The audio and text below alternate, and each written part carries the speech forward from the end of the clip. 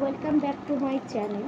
তো আজকে তোমাদেরকে দেখাবো, আমার বর আমাকে একটা সারপ্রাইজ গিফট দিয়েছে। তো কী আছে আমি সত্যিই জানি না। হঠাৎ করে ফোন করে বললো, বাবু নিচে যা, তোর জন্য একটা পার্সেল আসবে, তো সেটা রিসিভ করবি। তো কী আসবে না আসবে আমি বুঝতে পারছি না, কী আছে জানি না।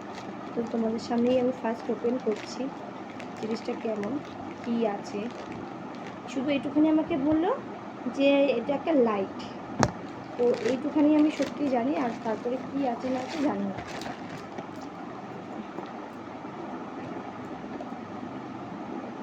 কোন দিক থেকে খুলে জানি না, এখান থেকে নয়, এখান থেকে মনে হচ্ছে।